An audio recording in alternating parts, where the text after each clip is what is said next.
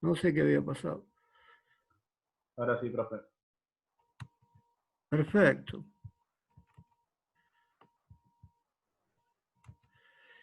Bueno, resumiendo entonces un poco lo que habíamos hablado la semana pasada, la forma de tomar la radiografía, pues, habíamos hablado de la naturaleza de los rayos, de cómo se obtienen, pero bueno, en todos los casos la forma es tener un foco que emita rayos de alta frecuencia y de alta energía, poner la pieza en el medio, poner la película atrás, eh, la pieza va a ser prácticamente transparente para los rayos X, así que, o los rayos gamma, así que los rayos estos van a pasar del otro lado y van a, eh, por diferencia de atenuación según los espesores, se acuerdan que vimos una fórmula, va a llegar menos o más o menos luz, luz no, de rayos X, del lado de la película y bueno, después donde lleguen más rayos, como serían las puntas, vamos a tener este, los granos más excitados y cuanto más excitados o mayor es la cantidad de granos excitados, más va a formar plata negra cuando lo revele y más oscura se va a poner la película. Y en los lugares donde la pieza es más finita, obviamente voy a tener un color más claro porque están menos excitados los granos o hay menos cantidad de granos excitados y muchos de los granos en el revelado se van a despegar y no van a formar plata negra. Algunos sí porque va a quedar un gris. ¿No? Bueno, esto sería la idea general. Hablamos de las condiciones geométricas, bueno, del origen de los rayos, este, pero bueno, básicamente nos faltaba hablar de lo que es el tiempo de exposición, por ejemplo. Nosotros dijimos que en realidad esta radiación es acumulativa, o sea, no es lo mismo aplicar una intensidad de radiación en un lugar un segundo que un minuto. Entonces, para que la película salga bien, con densidad, contraste, definición, eh, hay ya, digamos, ábacos que nos van a permitir calcular el tiempo de exposición para que se corresponda con la película que estoy usando, con lo rápida o lenta que sea la película por el tamaño de grano, que se relacione con la potencia incidente, que se relacione con los espesores del material y con el material. Y la potencia en base a la tensión y la corriente que tiene que ver con el equipo de rayos X. Bueno, eso sería como para más o menos recordar. ¿Se acuerdan que había grano fino y grano grueso? Obviamente el grano grueso lleva menos tiempo de exposición.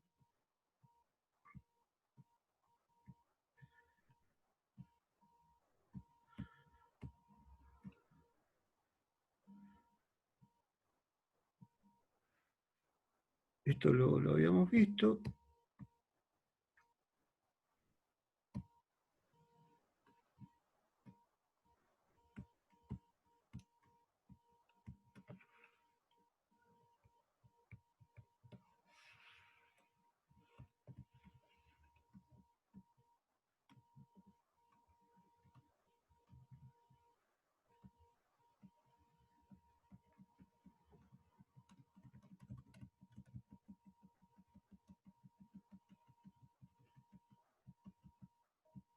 Habíamos visto los posibles radioisótopos, que era la vida media.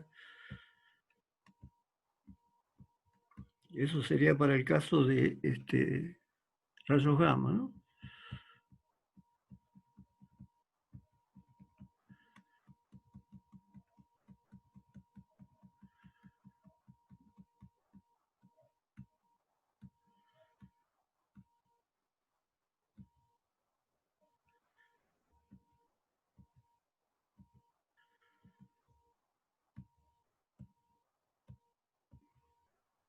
Las condiciones geométricas para que tenga menos penumbra y más definición.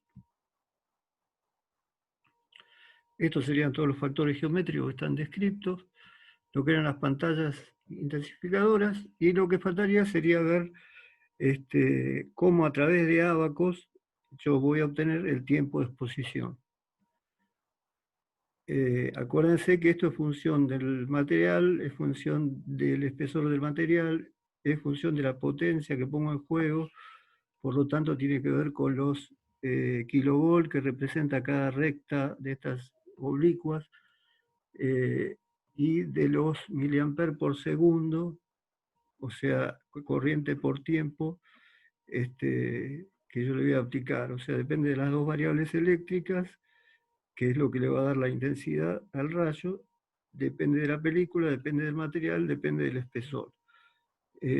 Bueno, con todo eso voy a sacar un tiempo de exposición, porque acá ya está contemplado la potencia del rayo, las características de la pieza, material, espesor. Entonces ya esto me va a dar una orientación para ver cuánto es el tiempo de exposición. O sea, no es siempre el mismo el tiempo de exposición, depende del material de la pieza, depende de la forma que tenga, depende de los espesores.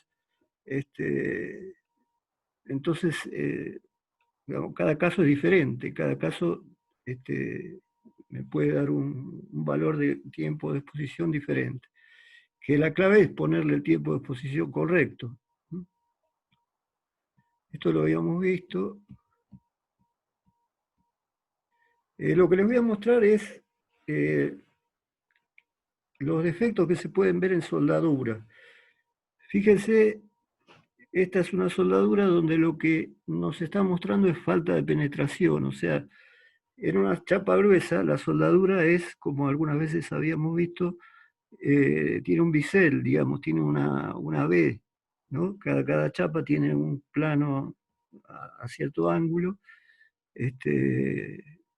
de alguna manera mecanizado.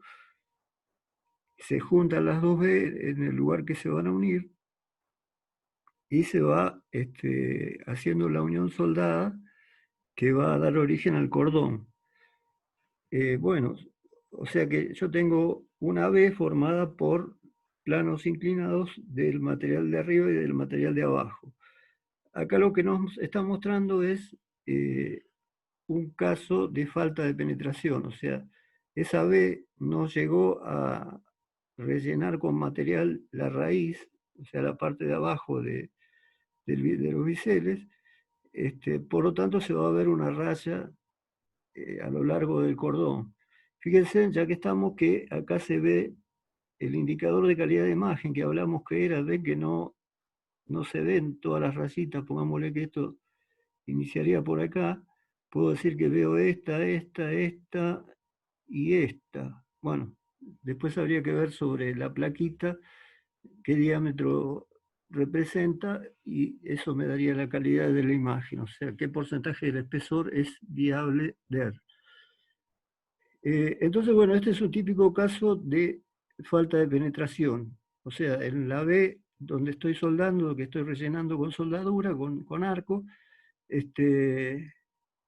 no llegué abajo, entonces esto es falta de penetración. Imagínense que esto es una falla lineal, o sea que esto es un concentrador de tensiones, y implica posibilidad de fatiga cuando la pieza trabaje,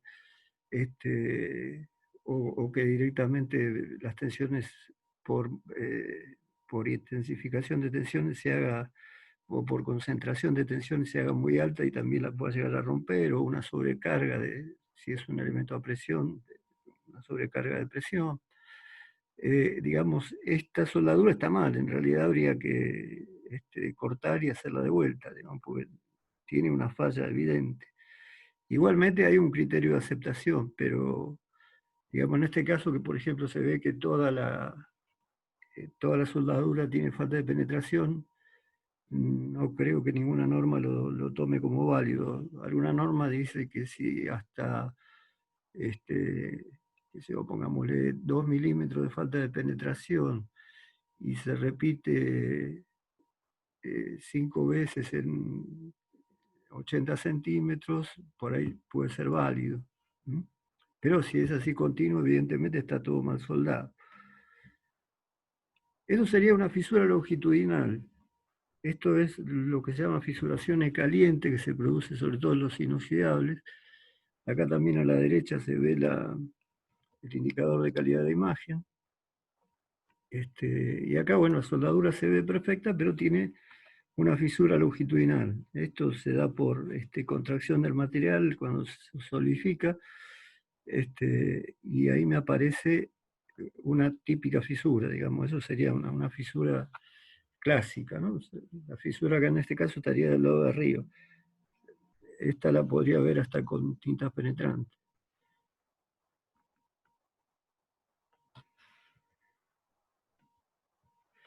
Y estas son fisuras transversales que también se producen por la contracción en la solidificación. Esta soldadura no está muy prolija, pero acá ven que aparece una fisura, acá aparece otra, o sea, son como cortes del cordón. Eso se da también por la contracción del material en el enfriamiento. Y bueno, también esto invalida la pieza.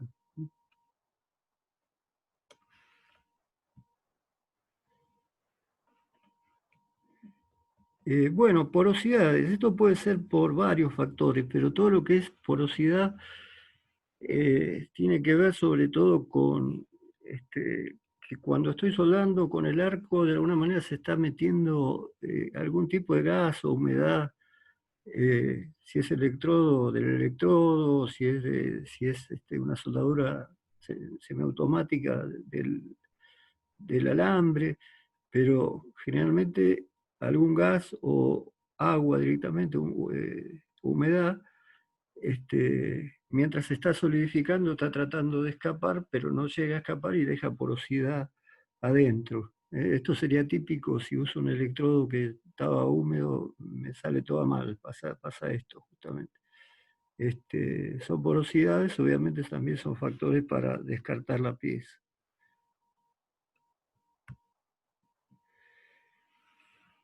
Y esta es una de las más típicas.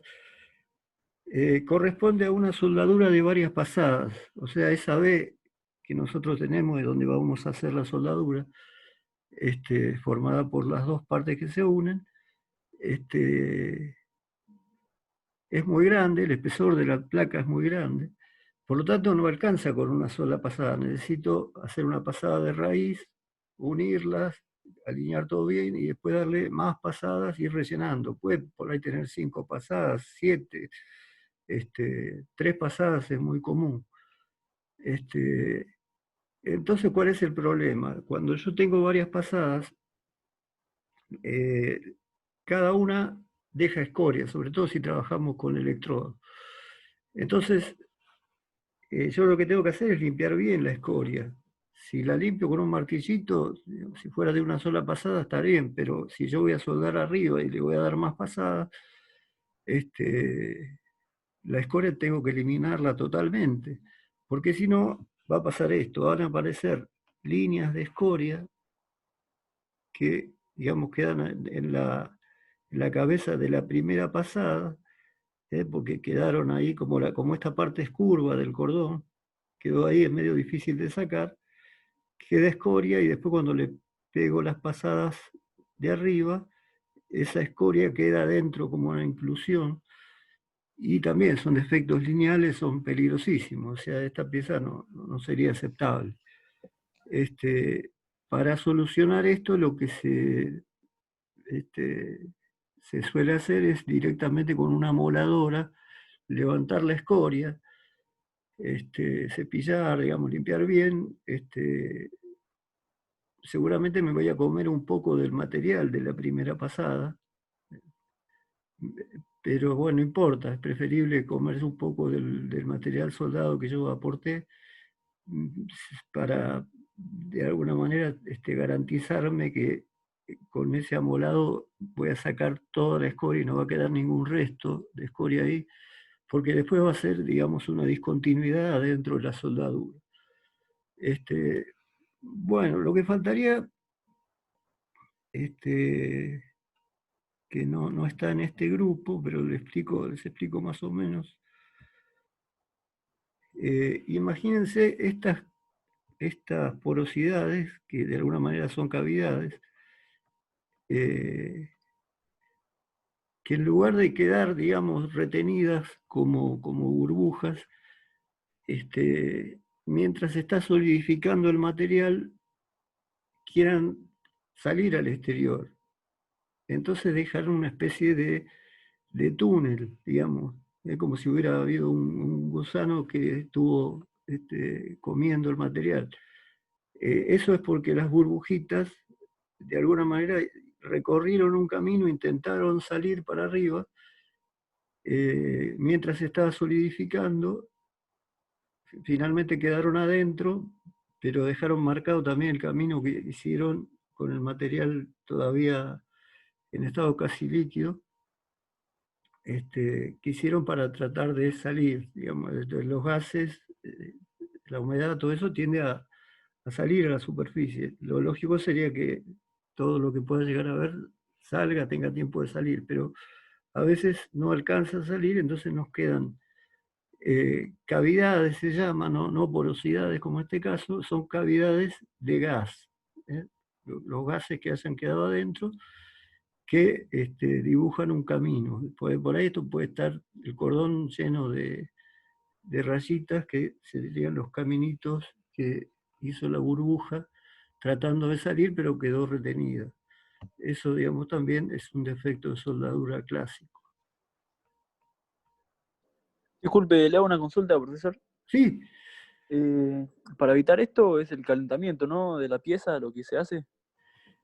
no, el precalentamiento en realidad es para otra cosa. ¿Se acuerdan que hablamos de que cerca de la soldadura el material, como llega a un estado de fusión,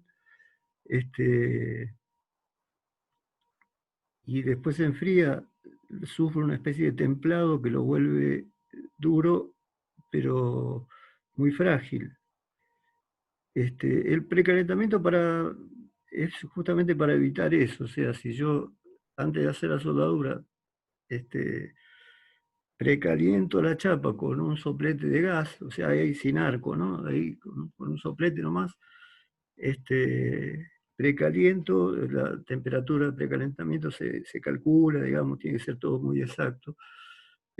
Precaliento la chapa, va a estar un volumen mucho más grande de la chapa a alta temperatura, entonces va a tardar más en enfriarse este, toda esta parte, que está cercana al cordón, eh, va a tardar más en enfriarse y no va a llegar a que toda esta zona afectada por el calor sufra un tratamiento tan grande. Algo va a sufrir, o sea, siempre hay una zona afectada por el calor. El tema es que no se pase de valor, o sea, que pase de la temperatura de fusión a enfriarse rápidamente, porque va a hacer que este material se altere. Esto es lo que vimos en el ensayo de dureza, digamos. Tomamos, digamos, esta situación como ejemplo de cómo a través de la dureza puedo ver que a medida que me alejo del cordón, la dureza baja, la máxima está cerca del cordón, donde se templó más, y todo tiene que ver con las temperaturas que agarró. Si digamos, acá agarró 1600 grados, porque fundió, pero acá estuvo cerquita, o sea, pasó las temperaturas críticas, por lo tanto, si no se enfría muy despacio, va a generar un tratamiento térmico. Bueno, justamente el procedimiento de precalentar la chapa, lo que logra es que la chapa esté caliente y esto se vaya enfriando más despacio. O sea, no es lo mismo que la chapa esté a temperatura ambiente y yo la suelde, que decir, la placa está caliente, para disipar el calor y ir solidificándose, el calor que se va a, el calor que se va a disipar, sobre todo de la zona afectada por el calor, lo va a hacer más lentamente. O sea, las temperaturas no las puedo regular mucho, pero igual también las puedo regular con la velocidad de avance de las soldaduras, yo tengo varias opciones, pero básicamente lo más usual es el precalentamiento. Precaliento, la chapa está caliente y le cuesta, digamos, más tiempo enfriarse, entonces ya no sufre un temple. ¿Se entiende lo que vos preguntabas? Sí, sí, se entendió perfecto. Entonces, ¿la humedad cómo haríamos para quitarle a la superficie o evitar que se dé este defecto? No, todos los temas de humedad en realidad suelen pasar con los electrodos revestidos, porque vieron que hay soldadura de electrodo revestido manual y todas las semiautomáticas que son con un alambre directamente y con protección gaseosa. Las de protección gaseosa no sufren tanto, las de electrodo, puede ser que los electrodos estén húmedos o estén contaminados y generan estas cosas. Están contaminados con alguna sustancia, algún gas, alguna cosa que después se deposita en la soldadura y se queda abajo, y no llega a salir y forma entonces porosidades y cavidades.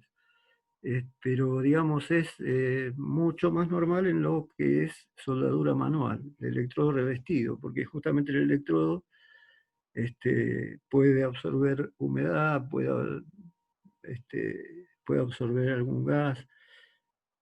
Este, el electrodo revestido, digamos, es el más peligroso en eso. Incluso hay todo un procedimiento para tratar el electrodo revestido. Eh, Hay condiciones de temperatura y humedad para guardarlos. Digamos, si uno no cumple con eso, va a tener problemas. Digamos, también está normalizado como almacenar los electrodos revestidos, sobre todo si son celulósicos, que son los más higroscópicos, o sea que más absorben humedad los revestimientos. O sea que una vez que, si yo voy a usar, en realidad lo que tendría que hacer es usar electrodos nuevos, cuando me doy cuenta que pasa esto, porque ya seguramente esa partida está humedecida. Lo único que puedo hacer es hacerlo todo de vuelta, digamos, ¿no? Y la única forma de que empiece a salir bien es usar electrodos que estén en condición. Eh, ¿Queda Perfecto. Muchas gracias, profesor. No, al contrario, por favor. Bueno, entonces ahora yo lo voy a dejar en las mejores manos con Pedro. Más o menos tenemos, el práctico consta de varias partes.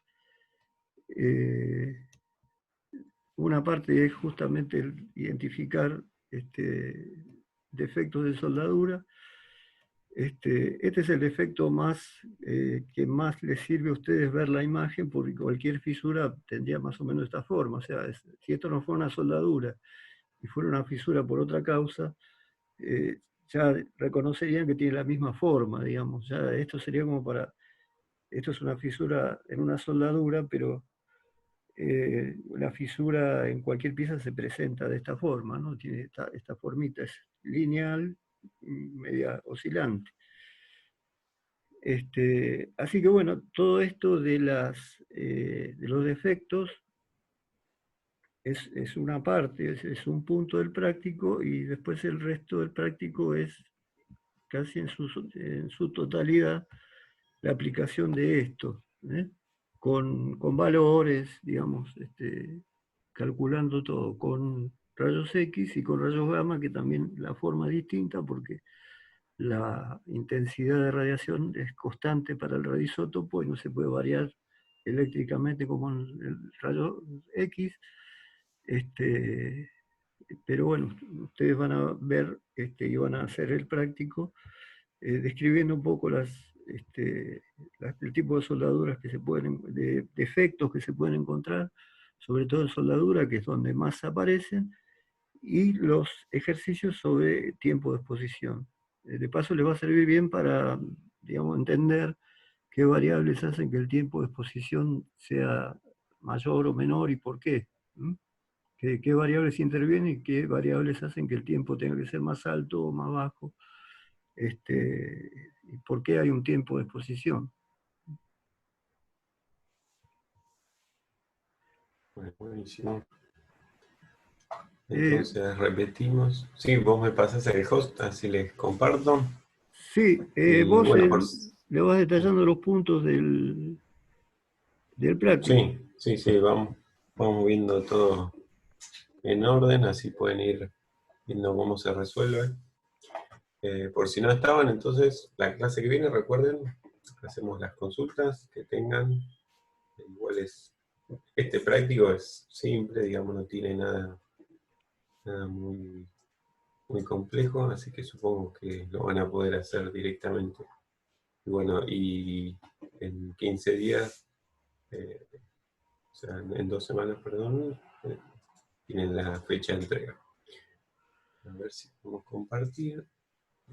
Sí, ahí estás como anfitrión. Sí. Perfecto. Ahí estamos. Ahí está. Bueno, el trabajo práctico que lo pueden bajar del campus, ¿sí? Es radiografía y gamografía. Entonces, como les hablaba, les contaba la primera parte, como les dijo recién Cambiaso, el ejercicio 1 tiene que ver con defectos de soldadura, ¿sí?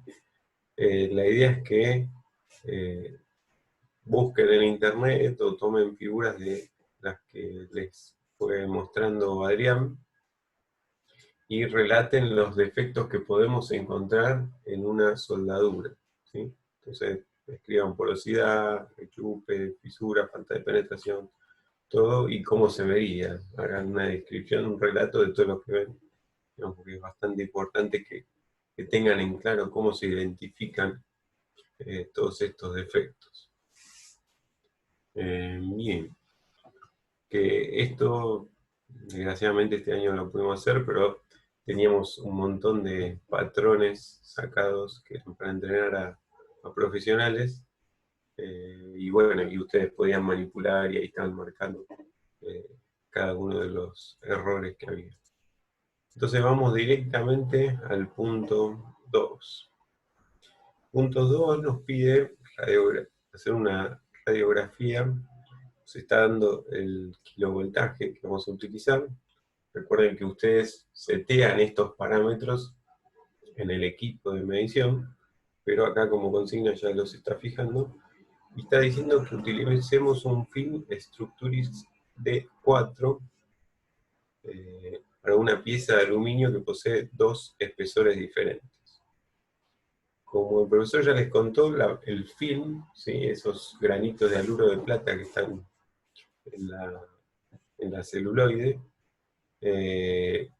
van a manejar parte del tiempo de exposición. No es lo mismo las marcas y los distintos granos que tenemos, con lo cual cuando uno va a sacar una placa tiene que saber qué film va a utilizar y usar ese abajo, que es lo que vamos a ir mostrando ahora cómo se hace. Obviamente cada material, en este caso el aluminio, va a tener sus propios ábacos. Y bueno, acá nos están dando 2 espesores, 20 milímetros y 30 milímetros. Ahí tendremos que tomar alguna decisión de cómo entraremos, ¿sí? Cuál va a ser el criterio para definir lo que nos pide. Fíjense, nos dice que empleando los ábacos adjuntos, los vemos, están más abajo, determine el factor de exposición. Lo otro que se pide es qué distancia fuente film, ¿sí?, empleó para calcular el factor de exposición. Recuerden que qué variables tengo, o sea, la pieza que voy a radiografiar es fija, ya eso es algo que tengo que hacer, los espesores no los puedo cambiar. Yo las únicas cosas con las que puedo jugar serían las potencias, ¿sí?, tanto el kilovoltaje que voy a seleccionar en mi equipo, que en este caso ya lo tenemos fijo en 110 kilovolts, es decir, una de las variables ya la consigna la está fijando. Entonces lo que nos queda es ver el factor de exposición, que ahí hay 2 variables, y dentro del factor de exposición está tanto el tiempo como la corriente. Entonces ahí tenemos metidas 2 variables con las que podemos jugar. La otra, ¿sí?, fíjense, está en esta pregunta, es qué distancia fuente film empleó para calcular el factor de exposición. Eso también es importante, porque la distancia que pongamos la fuente desde la pieza, ¿sí?, hasta la placa, y eso lo podemos regular según el experimento que decimos hacer, y obviamente eso va a influir en los factores de exposición que vamos a seleccionar. Y por último dice, explique cómo evaluaría la calidad de la radiografía y sobre cuál de los dos espesores lo realizaría. Eso para que sepan lo que pide y vamos a ir viéndolo punto a punto. Entonces vamos a ver de qué se tratan estos ábacos, que ya algo han visto con el profesor. Por ejemplo, acá tenemos un grupo de ábacos, ¿sí? Son los tres obviamente de la misma marca, para un material. Fíjense, acá están diagramas para acero, ¿sí? Y importante obviamente para rayos X, ¿sí? Después vamos a ver los que son para gammagrafía. Da algunas condiciones de lo que es la placa, el revelado, ¿sí? Pero lo más importante, ¿sí? Que deberían mirar esto que tiene acá, FF 70 centímetros. A eso nos referíamos con la distancia que mencionaba acá, que decía fuente film, qué distancia utilizó para calcular el factor de exposición. Es decir, este ábaco no solo este ábaco, estos tres ábacos que están en esta hoja, están dados para una sola distancia, ¿sí? Es decir, que si yo modifico esa distancia de este ábaco, en principio ya no me serviría, ¿sí? Yo tendría que aplicar una corrección a este ábaco, ¿sí? Entonces, si uno utiliza directamente este número, los valores que salgan de los ábacos van a ser los correctos. Después vamos a ver cómo hacemos si queremos variar esta distancia desde la fuente hasta el fin. Entonces vamos en orden. Tenemos los dos espesores, ¿sí? 20-30 milímetros, 110 kilovolts. Recuerden, estructuris de 4 y aluminio. Estos primeros son de hierro. De la misma manera tenemos acá para aluminio, ¿sí? Son ábacos que tienen las mismas variables, pero obviamente otros valores. Y lo que tenemos que ver es, primero fíjense, la ordenada, donde tenemos el espesor, ¿sí? En este caso son los milímetros de aluminio, ¿sí? Acá teníamos los milímetros del espesor en hierro de la pieza, y va a ser con algo de lo que vamos a entrar al ábaco, o sea, vamos a entrar de abajo hacia arriba verticalmente. Obviamente, según las variables que tengamos, podemos entrar de otra forma también, ¿no? Pero bueno, en este caso, sabíamos que la pieza tiene entre 20 y 30 o 25, ¿no? Entre 20 y 30 milímetros. Y obviamente lo primero que tenemos que encontrar es el ábaco correspondiente. Structurix D4 en este caso. Fíjense, tenemos D4, D5, D7. Esto es para hierro. Este es para el de aluminio, D2, D4. Este era el fin que íbamos a utilizar en el ejercicio. Entonces, lo que tienen que hacer ustedes, primero definir si van a usar 20, 30 o un promedio. Ahora charlaremos qué criterio podemos utilizar, pero la idea es, si ustedes ya definieron el espesor, tienen que ir, por ejemplo, si agarramos 30, tenemos que subir verticalmente hasta estas rectas, ¿sí? Que en este caso tenemos que ir hasta la de 110, es decir, venimos de 30 hasta 110, que son las del kilovoltaje, ¿ves? 50, 70, 90, 110 y 130. Y acá lo indica. Entonces vamos de acá hasta acá, y una vez que intersectamos los 110 kilovolts, vamos hacia la izquierda. Que tenemos en este eje, fíjense, acá está en detalle las unidades, lo vemos mejor, miliamper por minutos.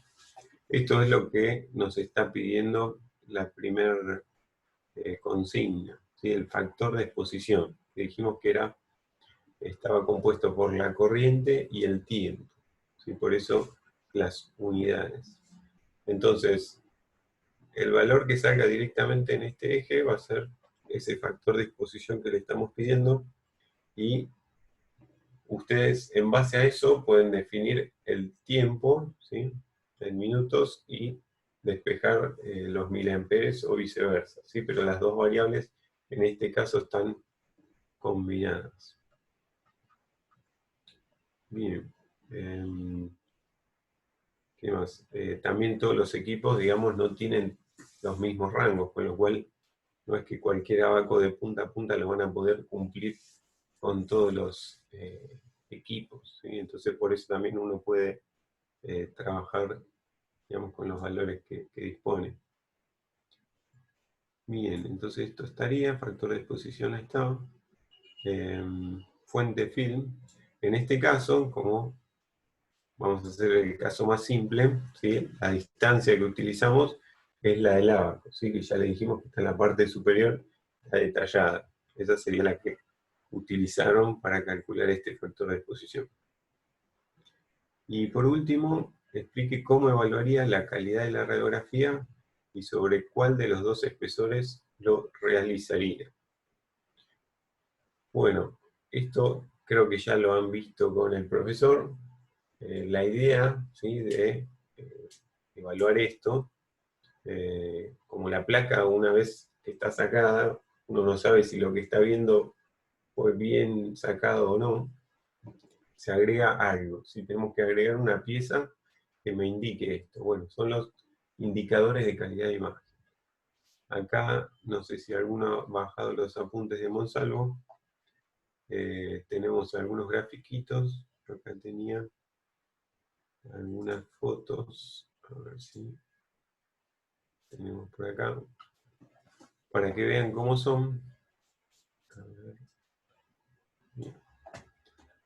Tenemos estos tipos que son de alambre, ¿sí? Fíjense que tenemos el alambre más fino y hacia la izquierda van siendo cada vez más gruesos. Esto representa un porcentaje del espesor de la pieza, que obviamente los más gruesos van a ser más fáciles de detectar en la placa y los más finos son los más complejos.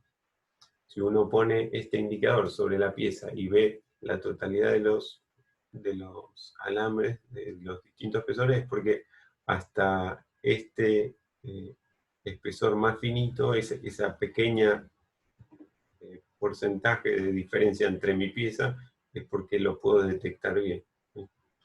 Si veo menos, bueno, voy a tener indicado el límite que mi sistema, mi metodología pudo diferenciar sí, como límite, ¿no?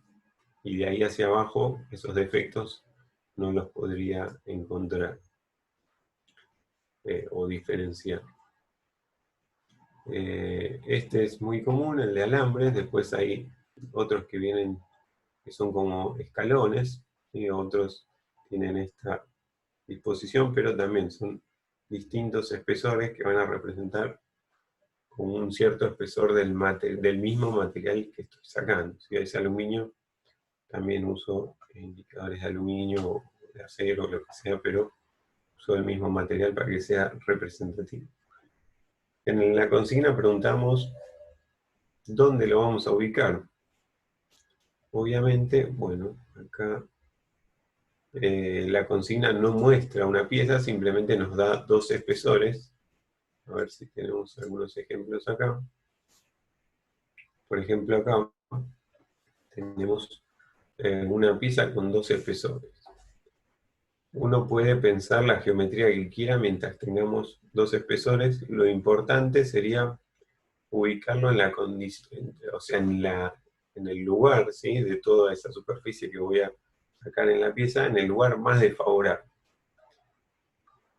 Por la geometría que tiene el punto, ¿sí?, la fuente, hacia esa proyección que se genera, ¿sí?, ese foco, los lugares más desfavorables suelen estar, ¿sí?, en los laterales. ¿Sí? Geométricamente son más desfavorables cuanto más en los bordes estemos, ¿sí?, de las piezas, no en la parte central, porque ahí los rayos inciden verticalmente y esta proyección que se genera acá es mucho más pequeña. Entonces, geométricamente más desfavorables vienen a ser los lugares más alejados de la parte central de la placa.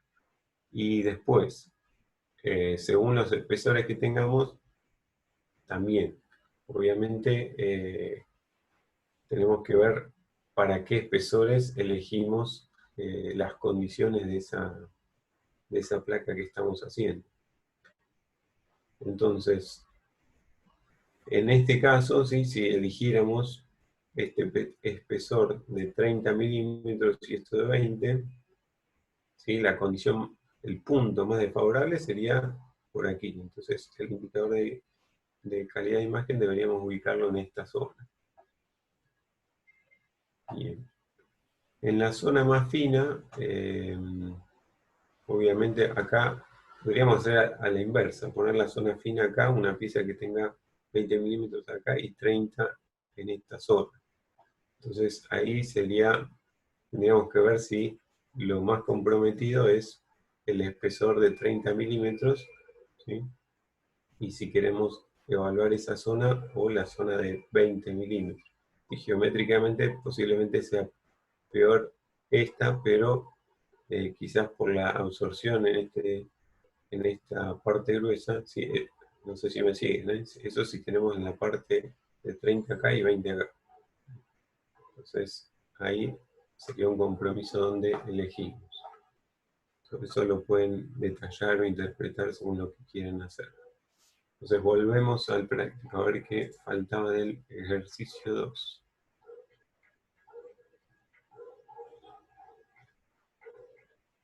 Bien, ahí tenemos todo. Lo único que no definimos todavía es cuál de los dos espesores vamos a usar para el abaco. ¿Sí? Esto probablemente uno tiene que ver la pieza. Es muy difícil sin ver la pieza definir algo. ¿Sí? En promedio podríamos decir promediarlo y digamos, no sacar ni muy bien uno y mal otro, sino que hacer un promedio y tratar de sacar algo regular en ambos espesores. Entonces, si quieren hacer una metodología, sería decir, bueno, promedio E1 y 2, E2, ¿sí? Y entro al abaco con un espesor de 25 milímetros. Otra metodología sería que elijan dos placas, ¿sí? Pero ya no sería lo que está pidiendo el ejercicio. Después, algo que no deberían hacer es agarrar la de 20 y dejar la de 30 afuera, ¿sí? Mejor sería agarrar la de 30 milímetros, ¿sí? Que es la más complicada, ¿sí? La que va a absorber más esa radiación. Entonces, si van a elegir uno solo, elijan el de mayor espesor, ¿sí? Porque si no, no van a ver seguramente nada. Así que bueno, eso es algo que tienen que tomar ustedes como decisiones, lo explican, ¿sí? Si está bien razonable y tiene sentido lo que están diciendo, está bien el ejercicio, ¿no? No importa si usan uno u otro criterio. Vamos al ejercicio 3. Acá dice que se realiza una radiografía con una distancia fuente film D, ¿sí? Incógnita, una distancia determinada, y pregunta, dice si se desea repetir la radiografía manteniendo las condiciones iniciales, pero duplicando la distancia fuente film a 2D, es decir, duplicamos esa distancia, ¿cuál debe ser el nuevo tiempo de exposición para lograr aproximadamente los mismos resultados? Bien, eso es útil justamente porque dijimos que los abacos están dados para una distancia D, y probablemente, ya sea porque quiero que el foco sea lo más puntual, por ejemplo, lo alejo lo más posible, o porque la distancia donde estoy ubicando no puedo llegar a esos, por ejemplo, 70 milímetros del abaco, porque está dentro de una máquina, bueno, estoy restringido a achicar esa distancia. ¿Cómo hacemos con eso? ¿Cuál debe ser el nuevo tiempo? Recuerden que el tiempo de exposición era algo que estaba metido en el factor de exposición. Así que el factor de exposición era tiempo por el miliamperaje que íbamos a usar.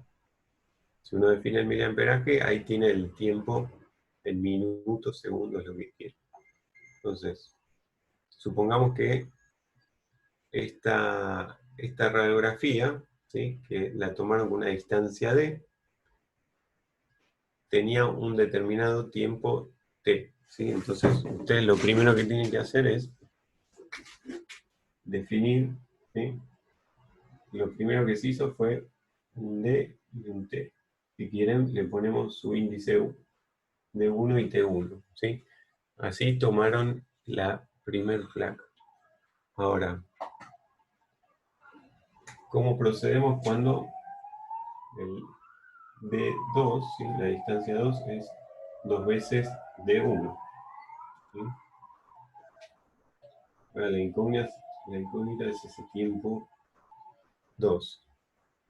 Ahora, ¿qué hacemos? ¿Lo duplicamos el tiempo? ¿Tienen idea qué pasa con las ondas electromagnéticas en función del tiempo y la distancia? Si son lineales ambas o no. No sé si lo han visto algo de esto con el profesor o no. Creo que habían dicho que decaía con el cuadrado de la distancia, ¿no? ¿Puede ser? Perfecto. Eso es. Es decir, si yo aumento la distancia, o a ver, distinto, si aumento el tiempo, a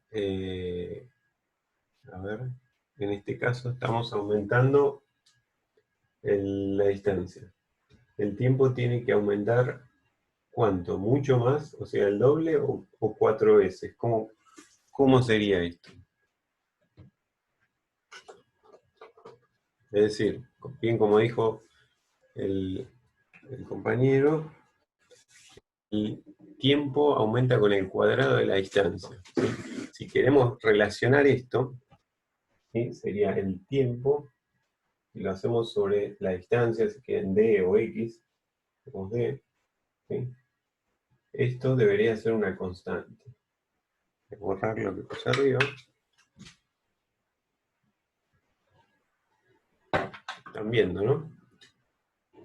Esta sería la fórmula. Es decir, si esta constante yo pongo un tiempo 2, tengo un D2 al cuadrado. Es decir, esto lo quiero hacer constante. Lo que tienen que pensar que lo que estamos haciendo es duplicando D. ¿Qué va a pasar con el tiempo? ¿Sí? Bueno, eso es lo que tienen que resolver ustedes. Hagan esta ecuación que es bastante simple, ¿sí?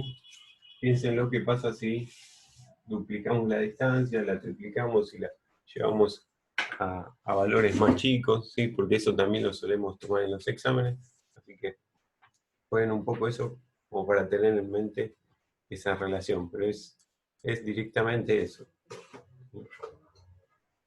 Bien, así que ese es un punto bastante simple. Y vamos al ejercicio 4, donde ya pasamos a gammagrafía. Recuerden que en gammagrafía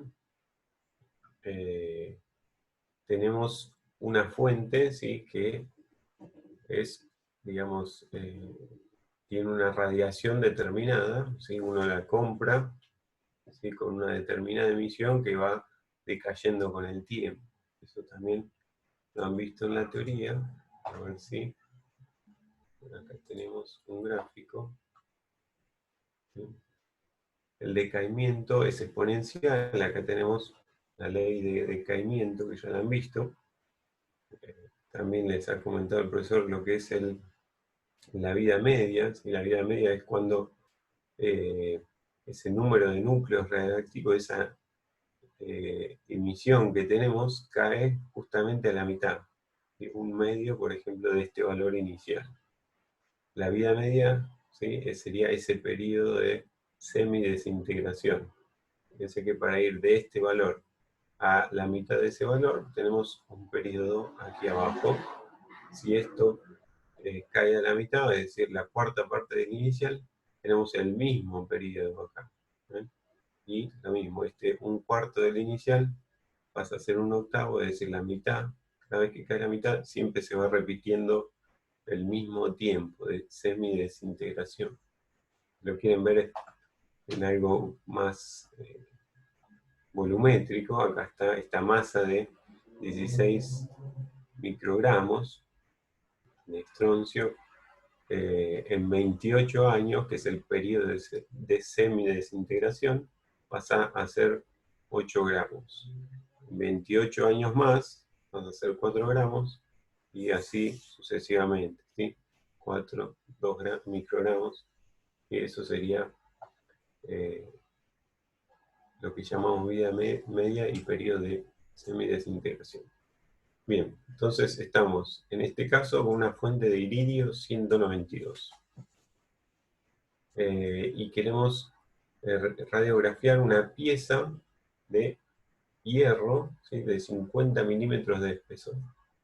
Y acá preguntan a qué distancia se debe colocar la fuente para obtener una exposición de 0.8 curie/hora. ¿Sí?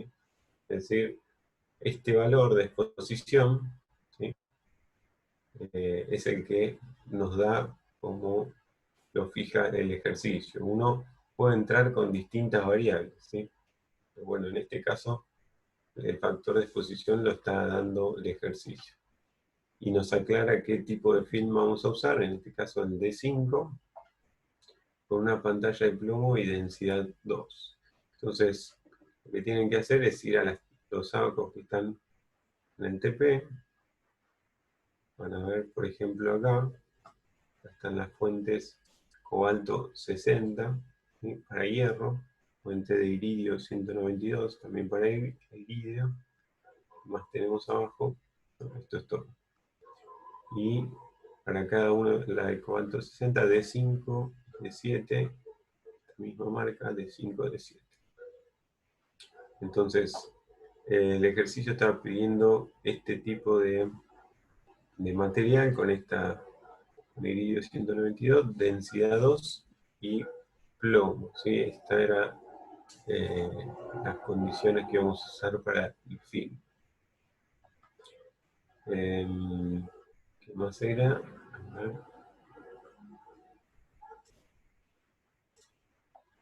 Entonces, el espesor es 50 milímetros y tenemos que encontrar la distancia, ¿sí?, que tenemos que poner la fuente, ¿sí?, de el film, ¿sí?, para obtener una exposición de 0.8 curie/hora. Vamos a este abajo, que es el que estaba pidiendo. Fíjense que acá pedía 0.8 curie/hora, que sería esto que está acá. Fíjense que son otras variables, ¿sí? Rayos X con gamma grafía. Entonces, 0.8 sería esta línea horizontal que tenemos acá.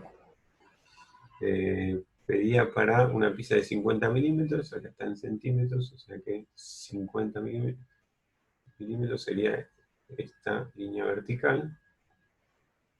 Y estas líneas diagonales, ¿sí?, son las distancias que vamos a utilizar desde la fuente hasta el film donde está apoyada la pieza, ¿sí? Recuerden que siempre la pieza tiene que estar lo más pegada posible al film para mejorar la calidad, ¿no? Bien. Entonces, probablemente cuando uno entre con estas dos variables, estas dos valores de los ejes, si queda entre medio de estas diagonales, lo que tienen que hacer es extrapolar, ¿sí? Por ejemplo, si estamos entre, no sé, 40 centímetros y 30 centímetros, si quedamos en el medio, obviamente usaríamos 35 centímetros de separación. Bueno, eso simplemente es lo que tienen que realizar, bastante simple. Bien, entonces la idea es que armen todo ese práctico, ya lo podrían resolver de acá a 15 días. A ver, algún detalle más tenemos para mostrar. Bueno, los equipos de rayos X que ya los han visto con el profesor. Acá tenemos algunas fotos de algunos equipos. Por lo general siempre uno utiliza estos trípodes para ponerlo en posición. Y bueno, yo creo que ya lo hablaron bien. Después teníamos las placas, no solo hay este tipo de placas que no son reutilizables que veníamos viendo, sino que hay radiografía digital con detectores que son, por ejemplo, de este tipo, que uno los usa de la misma forma, lo que pasa es que son reutilizables, ¿sí? Yo hago la placa y en vez de revelarla, lo que hago es la llevo a un escáner, ¿sí? Las apoya en estos escáneres, el equipo colecta la información, ¿sí? Y la resetea, es decir, ya vuelve a su estado de nuevo una vez que escaneamos la placa, y son reutilizables. Por eso son bastante interesantes este tipo de equipamiento. Esto ya lo vimos con gammagrafía, con el profesor, distintos equipos que hay donde la fuente está contenida, ¿sí? En el interior de esto. Hay después estas cosas, el equipamiento siempre uno lo guarda en unos tanques que están aislados.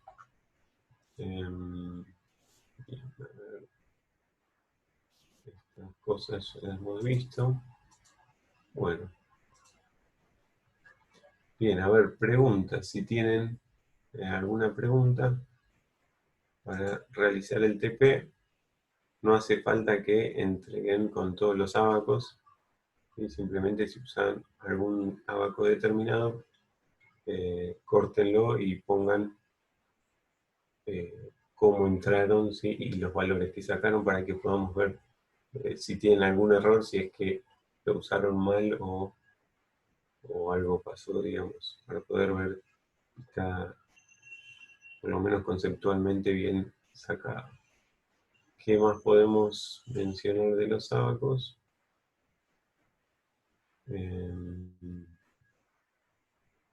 Bien, recuerden que entonces los fabricantes no van a hacer ábacos para infinitas distancias fuente-fin, sino que uno tiene que ser capaz de adaptarlos, ¿sí? A la medición particular que queremos hacer. Entonces, todos los ábacos vienen con una determinada distancia, como podemos ver acá, 70 centímetros.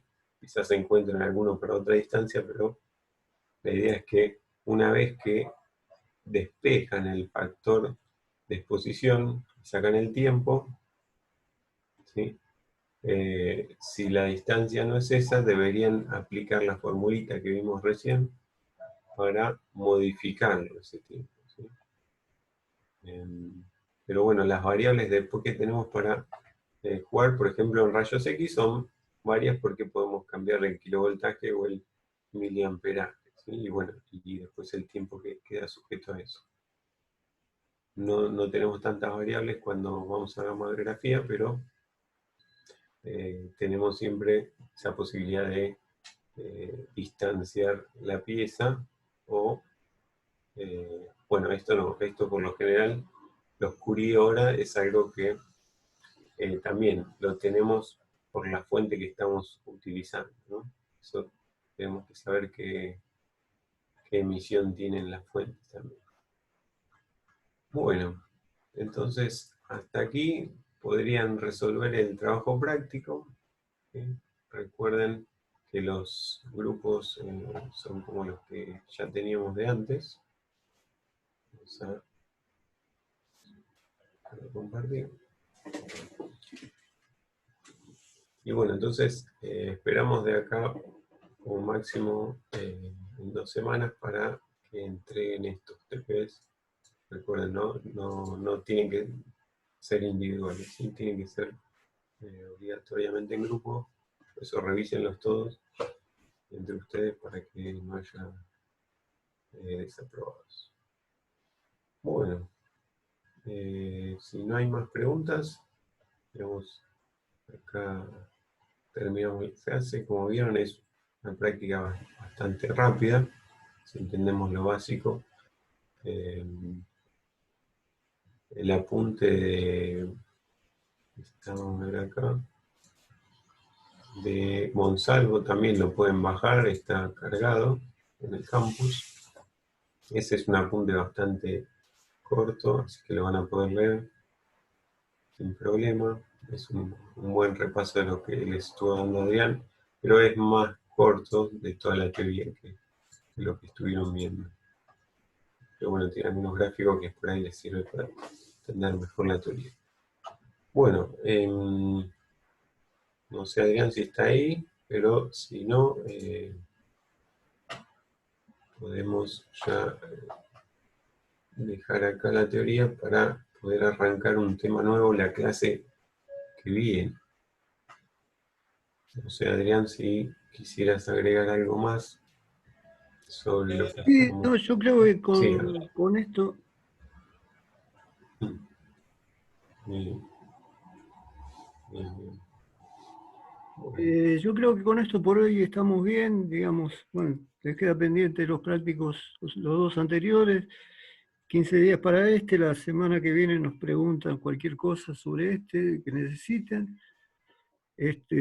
Y la semana que viene sí ya empezamos con algún tema nuevo que seguramente sea de mediciones.